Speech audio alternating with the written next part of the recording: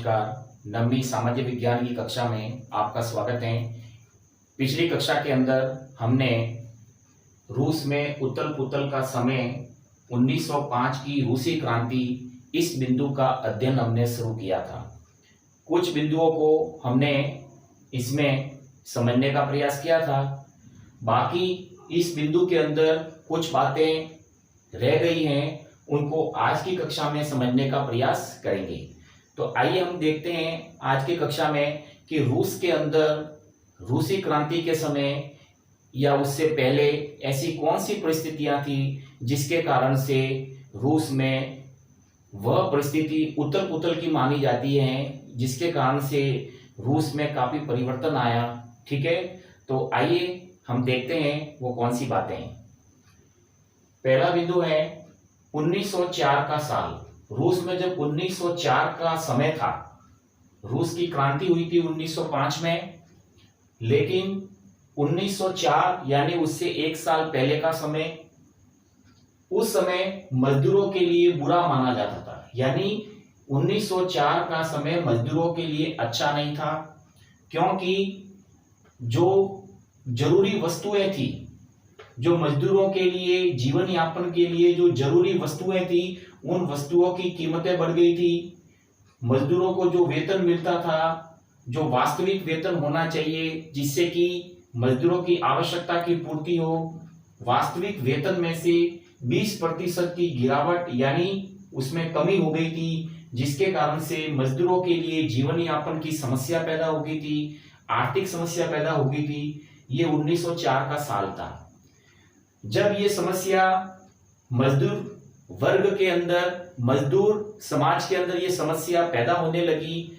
इसके अलावा भी और भी बहुत सारी समस्या थी जो 1904 में मजदूरों के लिए पैदा होने लगी, जिसके कारण से रूस के निम्न वर्ग, मजदूर वर्ग और अन्य जो गरीब वर्ग थे, उनके अंदर आंदोलन करने की भावना धीरे धीरे बढ़ने लगी और धीरे धीरे पूरे रूस के अंदर जगह जगह पर आंदोलन बढ़ने लगे। ठीक है ना। दूसरा हमारा बिंदु है कि 1904 में घटित का मतलब है यानी निर्मित। तो 1904 में असेंबली ऑफ रशियन वर्क्स, जिसको हिंदी में कहते हैं रूसी श्रमिक सभा, यानी रूस के मजदूरों की सभा, जिसका अंग्रेजी में नाम है असेंबली ऑफ रशियन वर्क्स, इस सभा की स्थापना 1904 में हुई। ठीक है, जिसके अंदर 4 सदस्य थे, और जिसके अंदर सदस्य तो बहुत सारे थे, लेकिन इस सभा के जो 4 सदस्य थे वो इस संस्था में, जिसका नाम था प्यूतिलोव आयरन वर्क्स, इस संस्था में या इस फैक्ट्री में वो नौकरी करते थे। लेकिन किसी कारण से इन 4 सदस्यों को, ये 4 सदस्य मजदूर थे जो रूसी श्रमिक सभा के सदस्य थे, ये इस फैक्ट्री में काम करते थे, लेकिन किसी कारण से उन्हें नौकरी से हटाया गया। और नौकरी से हटाने पर मजदूरों ने, यानी मजदूरों की सभा ने, या हम कह सकते हैं कि मजदूरों की यूनियन ने, संगठन ने क्या किया, आंदोलन का ऐलान कर दिया। और इस जो कंपनी है प्यूतिलोव आयरन वर्क्स, इस कंपनी के विरुद्ध उन्होंने हड़ताल शुरू कर दी, आंदोलन शुरू कर दिया। ठीक है ना। और इस प्रकार से रूस के अंदर जगह जगह मजदूरों के द्वारा विरोध किया जाने लगा, अपने अधिकारों की मांग की जाने लगी। ठीक है ना। और ये मांग की जाने लगी कि इन मजदूरों को जो निकाला गया है, इन 4 मजदूरों को वापस नौकरी पे रखा जाए, उनका जो वास्तविक वेतन है उन्हें दिया जाए, उनके जो अधिकार है उन्हें दिया जाए। इस प्रकार से इन मांगों को लेकर आंदोलन शुरू हो गया। इसके बाद हमारा तीसरा बिंदु है विंटर पैलेस। हम यहाँ पे सारी घटनाओं के बारे में अध्ययन कर रहे हैं, जिससे इन घटनाओं से हमें पता चलेगा कि रूस में ऐसी कौन सी परिस्थिति थी जो रूस के अंदर पूरा समाज और पूरी राजनीतिक व्यवस्था में परिवर्तन आ गया, यानी उथल पुथल हो गया। तो तीसरी जो घटना है विंटर पैलेस की। विंटर पैलेस जार का महल, जार यानी रूस का राजा। तो हम यहाँ पे कह सकते हैं कि विंटर पैलेस राजा का महल था। उस महल के सामने पादरी गैपोन पादरी जो होता है वो चर्च में होता है, जैसे हमारे मंदिर में पुजारी होता है, वैसे ईसाई धर्म के लोगों के अंदर जो चर्च होता है, जैसे हमारे मंदिर हैं, तो जो ईसाई धर्म के लोग हैं उनके चर्च में जो पूजा करने वाला व्यक्ति होता है वो पादरी होता है। तो पादरी गैपोन के नेतृत्व में मजदूरों का जुलूस निकाला। मजदूरों का जो जुलूस है वो निकाला गया महल के सामने, ठीक है। तब जो महल की जो पुलिस थी, उस पुलिस ने उस जुलूस को खदेड़ा और जिसमें काफी हिंसा हुई और काफी मजदूर घायल हुए। इस घटना में 100 से ज्यादा मजदूर जो है वो मारे गए और 300 घायल हुए। इसलिए इस विंटर पैलेस की घटना को खूनी रविवार भी कहते हैं, जिसे 1905 की क्रांति की शुरुआत माना जाता है। यानी इस खूनी रविवार से या हम कह सकते हैं कि ये जो खूनी रविवार की जो घटना थी, इस घटना को हम रूसी क्रांति की शुरुआत मानते हैं, जो 1905 की क्रांति कहलाती है, ठीक है। इसके बाद आगे हम देखेंगे बिंदु जो इसी से संबंधित है कि 1905 की रूसी क्रांति खूनी रविवार, जिसके बारे में मैंने आपको बताया कि खूनी रविवार की घटना हुई थी। विंटर पैलेस के सामने पादरी गैपोन के नेतृत्व में मजदूरों का जुलूस निकल रहा था और पुलिस ने जुलूस को खदेड़ा, यानी उनको जबरदस्ती वहां से भगाया, जिसमें हिंसा हुई। 100 से ज्यादा मजदूर मारे गए, 300 घायल हुए। ये घटना मैंने अभी आपको बताई। इस घटना को माना जाता है कि 1905 की जो रूसी क्रांति है वो इस खूनी रविवार की घटना से शुरू हुई थी। यानी इस क्रांति की शुरुआत इस रविवार से शुरू मानी जाती है, जिससे देश में यानी पूरे रूस के अंदर हड़ताल शुरू हो गई थी, ठीक है ना। नागरिक स्वतंत्रता के अभाव में अगला हमारा बिंदु कहता है कि जो रूस के अंदर जो मजदूर थे, जो मजदूर वर्ग था, ठीक है ना, या श्रमिक वर्ग था हम कह सकते हैं, तो नागरिक स्वतंत्रता के अभाव में, जिसका मतलब है कि नागरिक स्वतंत्रता का अधिकार इन मजदूरों के पास में नहीं था, या जो किसान थे उनके पास में नहीं था। ये काम करने वाले लोग थे, मेहनत करने वाले लोग थे, इनके पास में नागरिक स्वतंत्रता का अभाव था। और इस अधिकार के अभाव में जो विद्यार्थी थे या कक्षाओं का उन्होंने क्या किया, बहिष्कार किया। यानी जो पढ़ने वाले विद्यार्थी थे उन्होंने कक्षाओं का बहिष्कार कर दिया, विश्वविद्यालय बंद हो गए, ठीक है ना, जिसके कारण से यूनियन ऑफ यूनियंस की स्थापना हुई। अब इसमें देखिए कि किस प्रकार से एक के बाद एक घटना चल रही है, ठीक है ना। सबसे पहले 1904 में, जैसा मैंने अभी आपको बताया कि 1904 में मजदूरों का समय बुरा था, वस्तुओं की कीमतें बढ़ गई थी, वेतन 20% कम हो गया था, जिससे मजदूर नाराज हो गए और उसके बाद में रूस में जगह जगह आंदोलन होने लगे।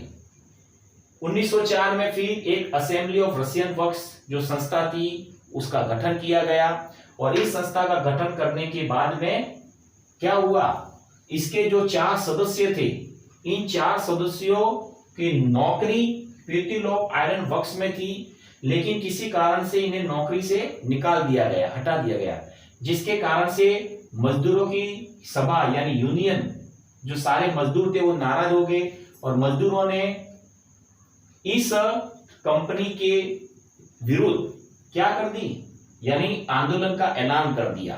तो इस प्रकार से एक के बाद एक घटना जो है रूस में हो रही थी। फिर रूस में जगह जगह आंदोलन होने लगे। तीसरी जो सबसे बड़ी घटना हुई विंटर पैलेस की, राजा का महल, उसके सामने पादरी गैपोन जो व्यक्ति था वो मजदूरों का नेता था और मजदूरों का जुलूस निकला बहुत बड़ा। पुलिस ने उस मजदूरों के जुलूस को वहां से खदेड़ने की कोशिश की और इस घटना से 100 से ज्यादा मजदूर मारे गए, 300 घायल हुए। इस घटना को खूनी रविवार कहते हैं और खूनी रविवार की घटना से 1905 की रूसी क्रांति जो है वो इस खूनी रविवार की घटना से शुरू हुई। प्रश्न आता है खूनी की रूसी क्रांति की शुरुआत कब हुई थी? इस खूनी रविवार की घटना से हुई थी, जिससे देश में पूरे रूस के अंदर जगह जगह हड़ताल शुरू हो गई थी, जगह जगह आंदोलन हो रहे थे। फिर नागरिक स्वतंत्रता का जो अधिकार था, उस अधिकार की मांग को लेकर विद्यार्थी जो थे, पढ़ने वाले जो विद्यार्थी थे, छात्र थे, उन्होंने कक्षाओं को छोड़ दिया, यानी बहिष्कार कर दिया कि हम पढ़ाई नहीं करेंगे। ठीक है ना। राजा के खिलाफ उन्होंने भी आंदोलन शुरू कर दिया। विश्वविद्यालय जो थे वो बंद हो गए। विश्वविद्यालय यानी यूनिवर्सिटी, यानी जिसके अंडर में सभी कॉलेज आते हैं, वो विश्वविद्यालय भी बंद हो गए। इस प्रकार रूस के अंदर जगह जगह आंदोलन की शुरुआत हो गई थी। ठीक है ना। और राजा के खिलाफ जो है पूरी जनता एक होकर आंदोलन कर रही थी, जगह जगह आंदोलन हो रहे थे। अगला हमारा जो बिंदु है, यूनियन ऑफ यूनियंस की स्थापना। यूनियन ऑफ यूनियंस की स्थापना का कारण था संविधान सभा का गठन की मांग। यानी यहां पे जो संविधान सभा के गठन की मांग के लिए वकीलों ने, डॉक्टरों ने और जो इंजीनियर थे और अन्य जो मध्यम वर्गीय लोग थे, मध्यम वर्गीय यानी ऐसे लोग जो न गरीबी में आते हैं और न अमीर होते हैं, ऐसे मध्यम वर्गीय लोग, काम करने वाले लोग, नौकरी वाले लोग, व्यवसाय करने वाले लोग, वो मध्यम वर्गीय कहलाते हैं। इन सभी लोगों ने, चाहे वकील हो, डॉक्टर हो, इंजीनियर हो, मध्यम वर्गीय हो, इन सभी लोगों के द्वारा संविधान सभा का गठन की मांग की गई कि हमारे रूस के अंदर एक नए लोकतांत्रिक संविधान का निर्माण होना चाहिए। संविधान का मतलब है कि ऐसा मतलब नियम कानूनों का एक दस्तावेज जिसमें सारे नियम कानून हो और सभी नागरिकों को उसमें अधिकार मिले, सभी को स्वतंत्रता मिले, ऐसे संविधान का निर्माण करना। इस मांग को लेकर यूनियन ऑफ यूनियंस नाम से एक संगठन की स्थापना हुई और इस संगठन की स्थापना जो है वो राजा के विरुद्ध थी, ताकि राजा जो राजा है वो संविधान सभा के गठन की मांग को स्वीकार कर लें और लोगों को उनका अधिकार दें।